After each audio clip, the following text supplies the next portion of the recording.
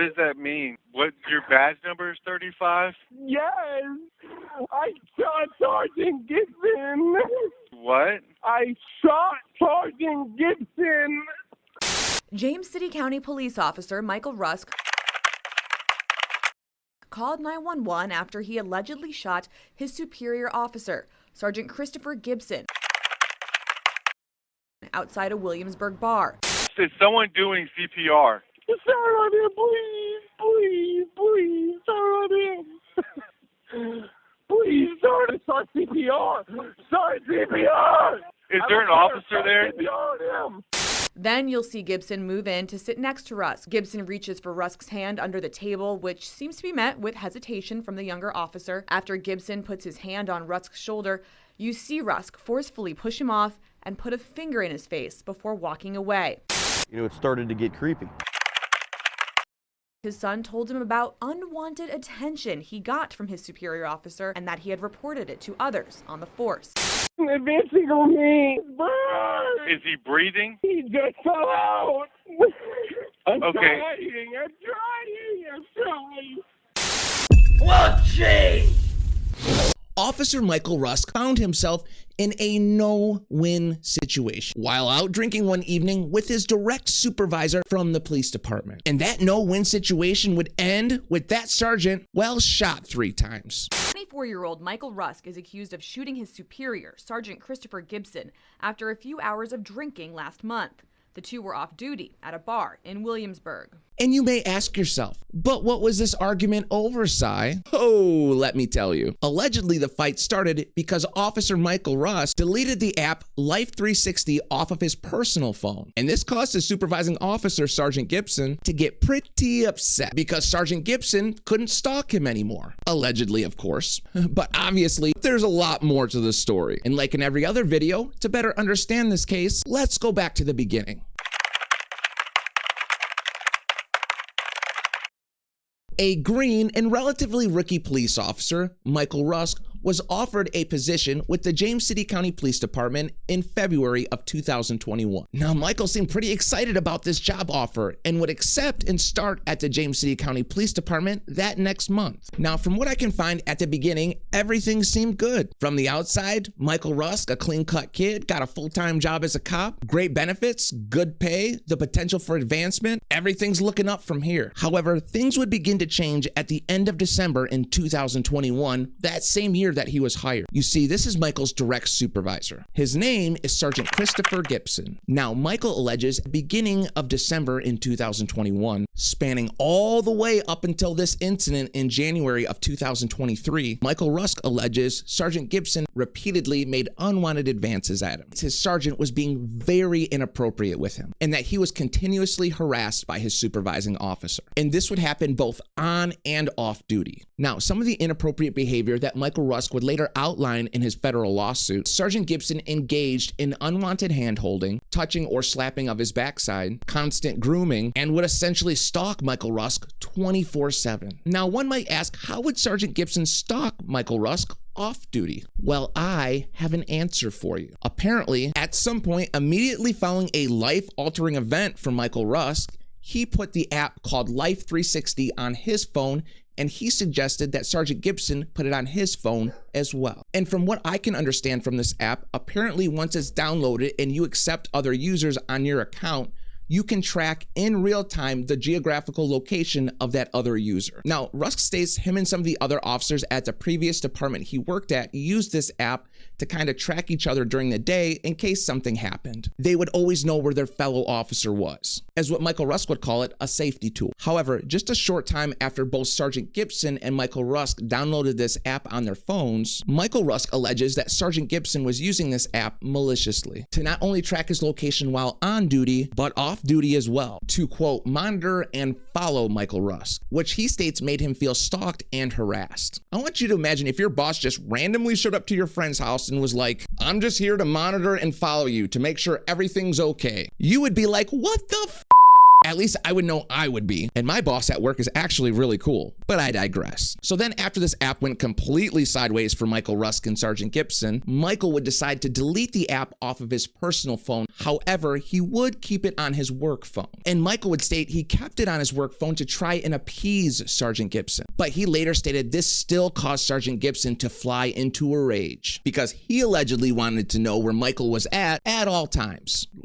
Now, Officer Michael Rusk also had a department patrol car that they allowed him to drive home after his shift. And I'll give you one guess on what's installed in that patrol car. Tracking software. Yeah, you can track it anywhere. And Michael states, despite the fact of him deleting that Life 360 app off of his phone, that Sergeant would maliciously use this as well to track him both on and off duty. And Michael would go on to state that the stalking got so bad at times, he would disable that tracking software on his patrol car, obviously against department policy. And this was in an effort just to avoid Sergeant Gibson showing up unannounced. Now, this situation obviously put Michael in a very difficult predicament because Sergeant Gibson, being his direct supervisor, he not only controlled Officer Rusk's upward trajectory at the department and the ability to get special duty assignments, Sergeant Gibson also controlled any disciplinary action taken against Officer Rusk. So Michael felt like there was not a lot he can do. You know, Rusk feared retaliation if he did anything to upset Sergeant Gibson. He pretty much controlled his existence at the police department. And this was all the way down to where Michael Rusk was assigned during his shift. And Michael would even go on to state that Sergeant Gibson would repeatedly assign Michael to the same zone where Sergeant Gibson's office was and where he supervised, furthering his ability to keep tabs on Michael and essentially stalk him at work. And I read that the sergeant's control extended to the breaks that Michael took, the calls that he was dispatched on, and just basic officer assignments. So while on duty, Sergeant Gibson essentially had his hand in everything pertaining to Michael. Every movement, every decision, everything. Now, also outlined in the lawsuit, Michael would even go as far as to continuously invite other officers to join him for lunch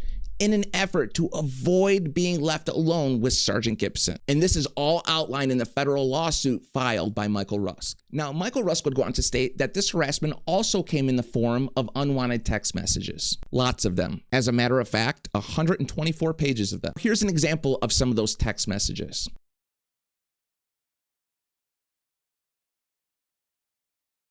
Officer Rusk would state that his response to these text messages were conditioned responses. Kind of like an I don't want to rock the boat deal. Because remember, Sergeant Gibson has his hand in every aspect of Michael Rusk's career at the police department. Now, during the fall of 2022 into the winter of 2023, Officer Michael Rusk alleges this unwanted behavior and harassment from Sergeant Gibson continued to escalate, culminating into the night of January 24th, 2023 at the Brick House Tavern.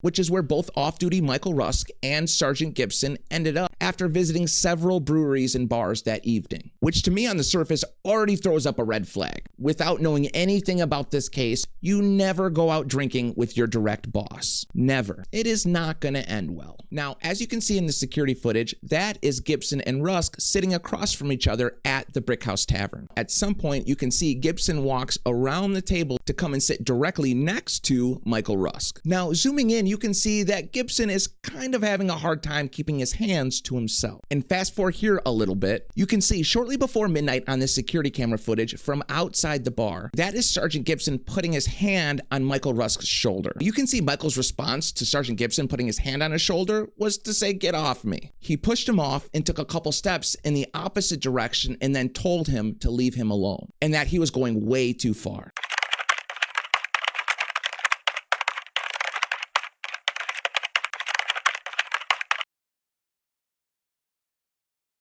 Based on what I can find, this is what happens next after both Rusk and Gibson walk beyond that security camera footage. And this security camera footage is about 1 hour before, well, what happens next? Following this altercation, both Gibson and Rusk walk over to the parking lot and end up at one of their vehicles. And this is where they spend about the next hour. So next, apparently while in the parking lot at the bar, Sergeant Gibson again became upset over Michael Rusk deleting that Life 360 app off of his phone, which blocked Sergeant Gibson from following Officer Rusk 24/7, both on and off duty. And that started another argument. A search warrant obtained by 10 on Your Side says Rusk told officers on the night of the shooting that the two officers got into a fight over tracking software on Rusk's phone. Gibson wanted access to Rusk's location, and when Rusk refused, he told officers that Gibson got angry. Rusk's father says he witnessed Gibson seemingly following Michael before this. He would just show up out of nowhere at, on streets where girlfriends lived, or driving down our street, or he'd say, "I see you're hanging out with so-and-so again." I was like, how could he have known that? And Officer Rusk alleges what happens next is Sergeant Gibson becomes really upset and apparently tries to get handsy with Officer Rusk. So then Officer Rusk goes to leave. He goes to walk away from their vehicles, and apparently Sergeant Gibson stopped him from doing this. Michael Rusk stated that Sergeant Gibson would not allow him to call for help, and he would not allow him to leave either. And based on the actions of Sergeant Gibson, Michael Rusk felt like he was about to be assaulted. Sergeant Gibson was physically keeping him from leaving and also attempted to sexually assault him multiple times. The verbiage they use in the lawsuit is relentlessly tried to assault Officer Rusk. And this left Officer Rusk no choice but to use force. So what happens next? Well, Officer Rusk felt like he had no choice. He was in an unwinnable position. He could do nothing and get assaulted by the sergeant, or he can do something. Officer Rusk would then pull his gun and within a matter of seconds shot Sergeant Gibson 3 times. And I know at least 2 of those shots, one I believe went into the shoulder and the other one went into Sergeant Gibson's stomach. And here we find ourselves back at the beginning of this video, the 911 call.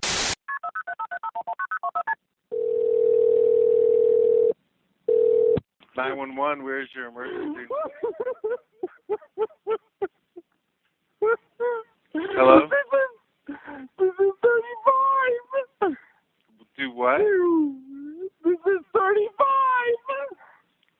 I'm sorry, I can't understand what you're saying. This is 35.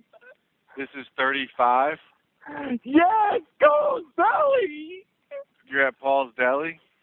Yes. And this is 35? Yes. What does that mean? Michael Rusk, my badge number. You did what? My badge number. What, your badge number is 35? Yes, Michael Rusk. R-U-S-K. And what's wrong? I shot Sergeant Gibson. Do what? I shot Sergeant Gibson. You shot Sergeant Gibson? Yes. How did you do that? Let me see, Sergeant Gibson. I pulled a gun on him because he was advancing on me.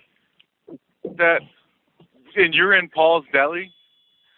Yes, in the city of Williamsburg. Is he breathing? He just fell out. I'm trying.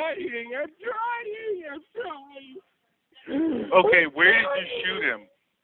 I shot him in his right arm. You shot him in his arm? Yes.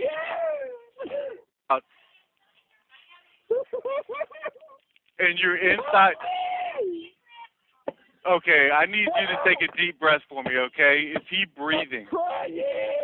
Is he breathing? I'm trying to save his life. Okay, take a deep breath, because if he isn't, we need to start CPR. I'm trying. Where are you at in Paul's Deli? Hey, where are you at Paul's Deli? I'm trying to start CPR. Okay, where are you at? One of you all, I need you to come over here, please. One of you all, I need you to come here, please. And you're in Paul's Deli? Come here. I need you to start CPR him. Hurry. 30 suppressants at 2. Start CPR suppressants. 1. Are you behind Paul's Deli? Personally, I think the 911 call shows a lot. You can hear how terrified Officer Rusk is in that phone call. And he also immediately tried to provide first aid to Sergeant Gibson. He didn't try and run. I mean, to me, this couldn't be any more obviously self-defense. Keep going, keep going, keep going. Is someone doing CPR? What was that? Or is someone doing CPR? Yes. Hey. Where's the weapon? Start CPR. Where's the I need weapon? him to start CPR. Start CPR. Who are you talking to? There's an officer. I have a gun on me. Where? Here. You have it. Is there an officer there? CPR him. Hey. I'm a giant kitty. I'm a giant kitty officer. No, back up. Start shooting him. 1, 2, 3, 4. Are you okay, Chris? No. Start on him. God damn it. Start on him, please. Start on him. Please start on him. Hey, are they doing CPR, sir? Have they started? Hey, can you tell if he's breathing? I can't tell. Do you see any Randsburg officers? Do you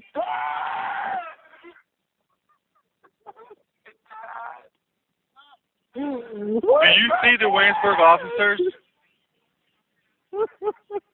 Sir? Yes. Do you see the officers? Yes, they're on scene. Okay, I'm going to let you go. What's your name again? Michael Rusk, R-U-S-K. They're starting CPR. How did you shoot him? What do you mean? I can't get up. He wasn't supposed to be this way. No, he kept going. He kept me going. I kept going.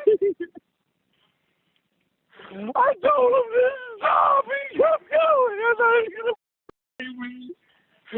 I thought he was going to me. Help me. Help.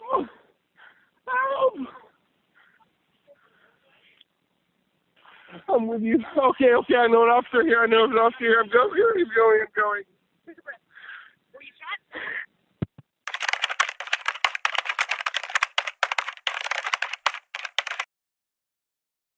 So obviously next, police and paramedics showed up to the scene. Sergeant Gibson was found to be in critical condition and was immediately transported to the hospital, having suffered 3 gunshots. But in the end, he did survive.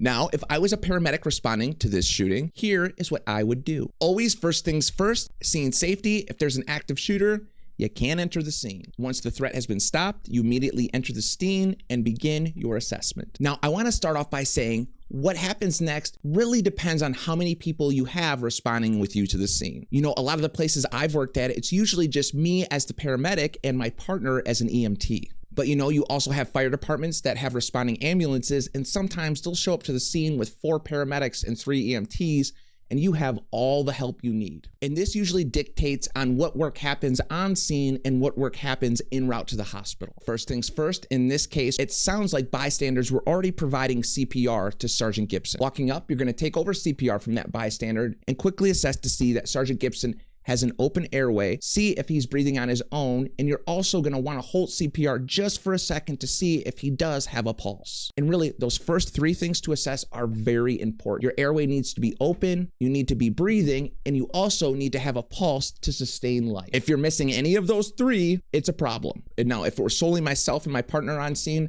I would try and call dispatch to see if we could get any other units in the area to respond. Now, I would love to say what happens next is that person's gonna get intubated, you're gonna have the chest thumper going for CPR so you don't have to do CPR on your own, and you're gonna start all these IVs and get the drugs pushed and get them on fluid. But having only 2 people on scene really isn't feasible to do all of that. Having a person being shot 3 times, especially anywhere in the torso area, you want to get them to the hospital as fast as you can. That person needs emergency surgery to stop the bleeding, and it's the only thing that's going to save their life. Now, also, some of the interventions depend on the distance you are from that hospital. You know, if you're only 5 minutes away, a lot of these situations are going to be load and go. However, if you're in a rural area and you're 30 minutes away from the closest hospital, you're going to consider calling a life flight. And what that essentially is an ambulance in a helicopter, and at minimum normally staffed by a registered critical care nurse and a critical care paramedic. Now, the staff working on these life flights are usually the creme de la creme of trauma. They're very smart people and have a wide, expansive protocol to do some pretty aggressive interventions if necessary. So after getting on the scene and making sure the airway is open, Sergeant Gibson's breathing, and that he has circulation, whether it's provided through CPR or on his own. After loading Sergeant Gibson up on the stretcher and getting him into the back of the ambulance, you're going to want to cut off all of his clothes. And this is to assess the location of the gunshot wounds and to see if there's any major bleeding. Now, on the way to the hospital, again, make sure they're on the cardiac monitor and also start an IV. Now, if I'm by myself in the back on the way to the hospital, really providing CPR and breathing is about the only thing I'm going to be able to do. You know, if providing CPR and the breathing wasn't a factor, it would be great to get a couple of large bore IV started and have some fluid running. On the way to the hospital, once you get close, you're going to call report into that local ER so they know you're coming. Because trust me, you do not want to roll up into the ER with a gunshot wound and not call them first. Boy, will you hear about it. And they don't appreciate it.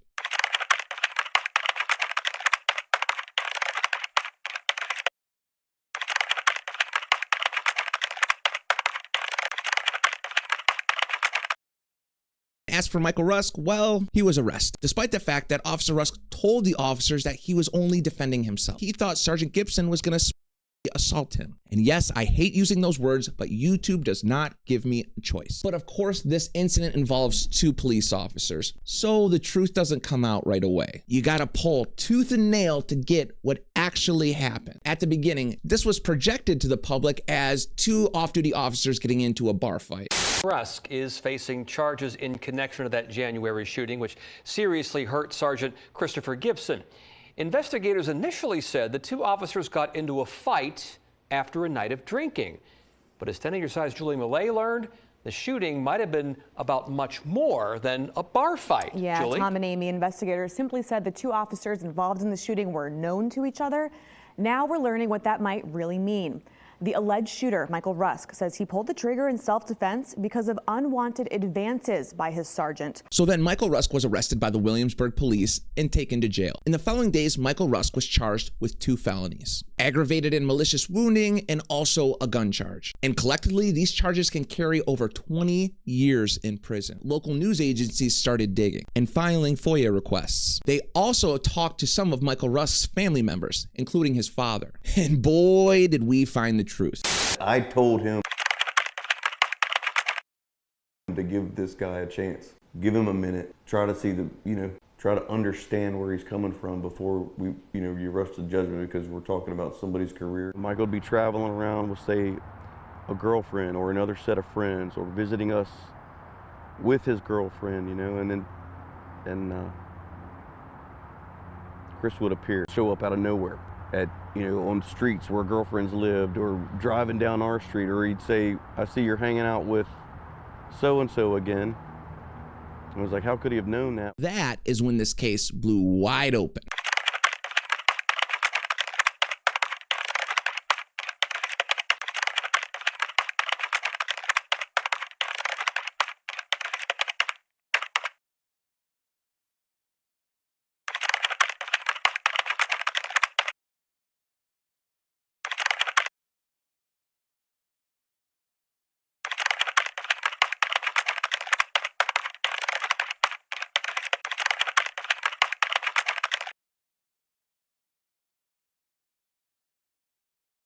Talking with Michael, he brought up a couple things with Gibson that he said he'd mentioned to you before.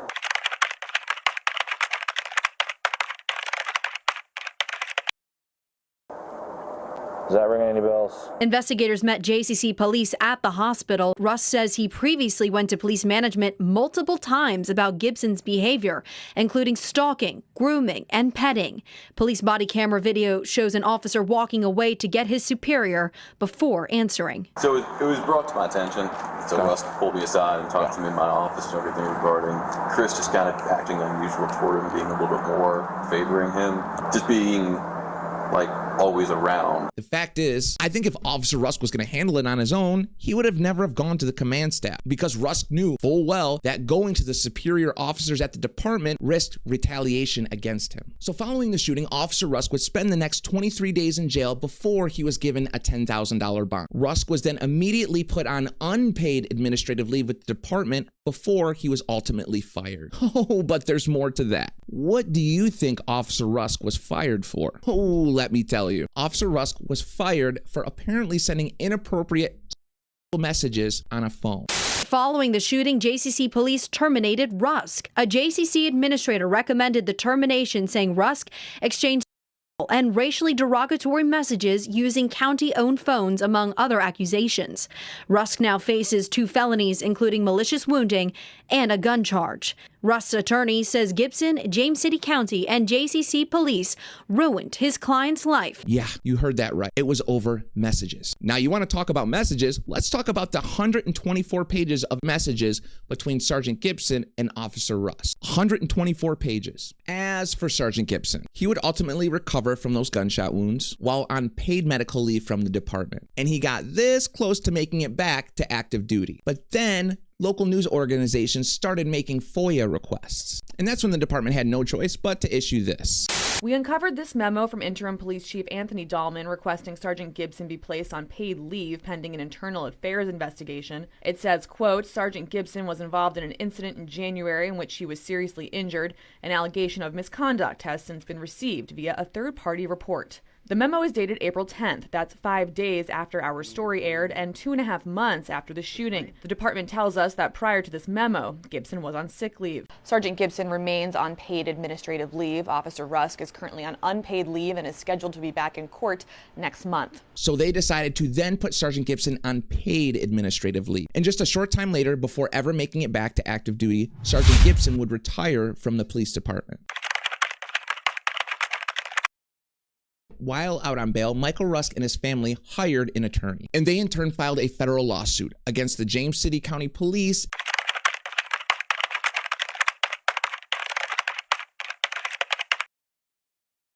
and this lawsuit was based on 2 major key points. Number 1, a hostile work environment, i.e. the continuous harassment that Officer Michael Rusk was subject to from his superior officer, Sergeant Gibson. And the other count or point was a violation of Officer Rusk's rights. I think a big point here that the lawyers are trying to make in the civil case against the department is the fact that if Michael Rusk had been a female at the department making these complaints, that none of this would have ever happened, that the outcome would have been drastically different from the beginning. The attorney for 26-year-old Michael Rusk says when he pulled the trigger that January night in 2023, there was no other option. He was in a situation where he had no choice but to defend himself. In addition, Rusk and his attorney are suing in federal court, claiming a pattern of harassment. The lawsuit states as Rusk's direct supervisor, Gibson had a lot of leverage over him regarding career advancement. His attorney says in the era of Me Too, Rusk's case is a miscarriage of justice. If he was a female, he would have been treated differently.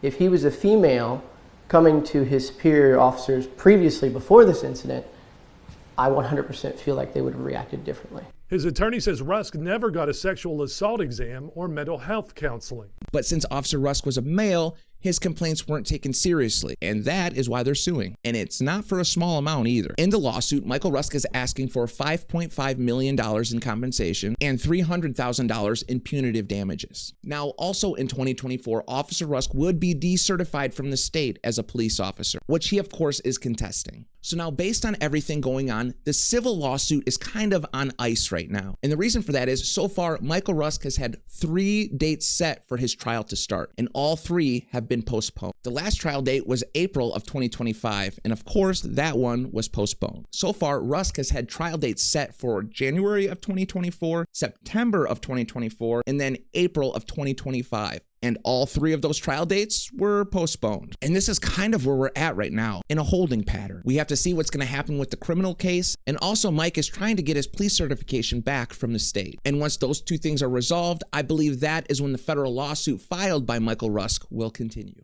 I've been following this case since it happened, and I will try and keep you up to date on the facts as they come out. I do a community post with every video that I upload, and if there are any updates in the case, I will update the community post. And if I feel like it's something significant, I will then make a video. I really hope that Michael Rusk and his family are going to be able to come out on the other side of this okay. I feel like Michael Rusk was put in a position where he couldn't win, and I think it's pretty difficult for any of us to put ourselves in Michael's shoes. I wish him all the best. Now, if you made it all the way to the end of the video, thank you so much for watching. My channel is Dark Times with Nico and Sai. Please make sure to leave a comment on the video. I try and read and answer as many comments as I can because I want to hear from you. And also, please make sure to like the video and subscribe to the channel if you haven't already. Subscribing to the channel doesn't cost you anything, and it really helps push my content out to a wider audience. Again, thank you so much for watching, and I really hope to see you in the next video. Goodbye.